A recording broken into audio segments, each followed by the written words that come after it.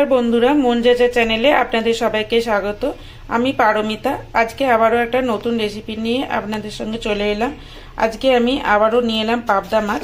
আজকে পাবদা মাছটা বানাবো দই পাবদা। তো পাবদা মাছটাকে এখানে ভালোভাবে ধুয়ে নিয়েছি এবং ধুয়ে নেওয়ার পরে এটা নুন আর হলুদ মাখিয়ে 10 মিনিট আমি রেস্ট হতে দেবো।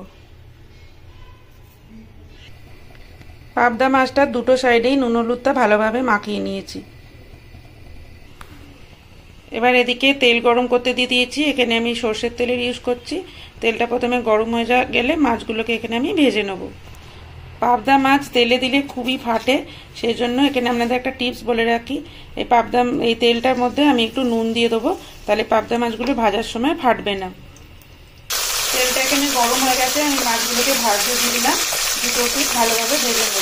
সবকটা মাছ এখানে আমি একসাথে দিতে পারিনি, অল্প অল্প করে সবকটা মাছ ভেজে নেবো। মাছগুলো এখানে সমস্ত ভাজা হয়ে গেছে। সবকটা মাছ ভেজে আমি একটা প্লেটের মধ্যে এবার তুলে রেখেছি। এবার এই মাছ ভাজার তেলটার মধ্যে আমি দুটো মিডিয়াম পেঁয়াজ এর মধ্যে দিয়ে দেবো। এই সেম মাছ ভাজার তেলটার মধ্যে আমি দুটো মিডিয়াম সাইজের পেঁয়াজ ভেজে বেরেস্তা বানিয়ে নেবো। এখানে আমার পেঁয়াজের বেরেস্তাটা তৈরি হয়ে গেছে। বেরেস্তা মানে হচ্ছে পেঁয়াজটাকে একদম লাল লাল কড়াভাবে ভেজে নেওয়া।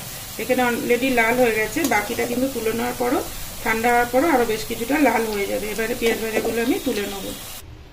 এবার ওই একটা মিক্সিং জারের মধ্যে ওই পেঁয়াজের বেরেস্তাটা দিয়ে দেবো 2 চামচ। আর দিয়ে দিচ্ছি এই সাদা তিল, দিয়ে দিচ্ছি কয়েকটা কাজু বাদাম, আর দিচ্ছি অল্প একটু নারকেল, সাথে দিলাম 2 কাঁচা লঙ্কা, আর দিলাম সাদা গোলমরিচ। এবার এর মধ্যে জল দিয়ে একটা ফাইন পেস্ট বানিয়ে নেব। দেখুন পেস্টটা আমার এখানে রেডি হয়ে গেছে। একদম ফাইন পেস্টটা বানাতে হবে যেন একটু দানা ভাব না থাকে। এবার ফোড়ন দেওয়ার জন্য আমি নিয়ে নিচ্ছি তেজপাতা, দারচিনি, ছোট এলাচ, 2 শুকনো লঙ্কা আর লবঙ্গ। এই তেলেতেই আমি ফোড়নগুলো দিয়ে দিলাম। এখানে আমি নিয়ে নিয়েছি সাদা সর্ষে। সাদা সর্ষেটাকে আমি একটা লঙ্কা দিয়ে অল্প একটু হলুদ দিয়ে আগে থেকেই বেটে রেখেছিলাম। এবার দিয়ে দিলাম কালো জিরে, সাথে দিয়ে দিচ্ছি অল্প একটু জিঞ্জার গার্লিক পেস্ট। এবার যে পেস্টটা বানিয়ে রেখেছিলাম সেটা দিয়ে দিচ্ছি। সাথে দিয়ে দিচ্ছি সর্ষে বাটাটা।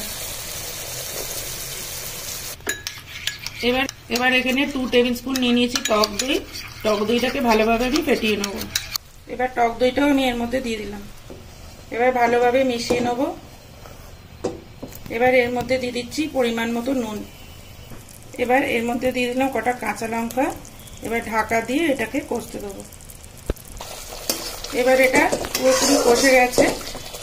এবার জলটা অনেকটাই শুকিয়ে গেছে। এবারে এর মধ্যে আমি দিয়ে দেবো অল্প একটু জল। জলটা এখানে ফুটতে শুরু করেছে। এবার জলটা দেওয়ার পরে এটা ফুটতে শুরু করেছে। এবারে মাছগুলো এর মধ্যে দিয়ে দেবো। মাছগুলো ঝোলের মধ্যে দিয়ে আরো 5-10 মিনিট এটাকে ফুটতে দেবো, যাতে মাছের মধ্যেও এই ঝোলটা ঢুকে যায় ভালোভাবে। এবারে এর ওপরে দিয়ে দিচ্ছি 1 টিস্পুন গরম মশলা পাউডার। এটাকে ঢাকা দিয়ে আরো 5 মিনিট কুক হতে দেবো। এখানে ঝোলটা গ্রেভিটা শুকিয়ে গেছে এবং মাছগুলো ভালোভাবে সিদ্ধ হয়ে গেছে। এবার আমি গ্যাসটা অফ করে দেবো।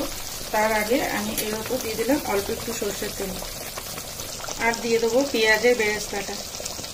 আপনাদের যদি আমার রান্নাগুলো ভালো লেগে থাকে তাহলে please like, share and subscribe করে দেবেন, সাথে থাকবেন, সাপোর্ট করবেন। এখানে আমি গ্যাসটা অফ করে দেবো। অনুষ্ঠান বাড়ির মতো দই পাবদা এখানে রেডি হয়ে গেছে। এবার এটা সার্ভ করার পালা। দেখুন কত সুন্দর এটা দেখতে হচ্ছে। যত সুন্দর এটা দেখতে হয়েছে খেতেও কিন্তু ততটাই ভালো হয়েছে। আপনারাও একবার এইভাবে এই দই পাবদা রেসিপিটা ট্রাই করুন। কথা দিচ্ছি আপনাদের খেতে কিন্তু খুবই ভালো লাগবে।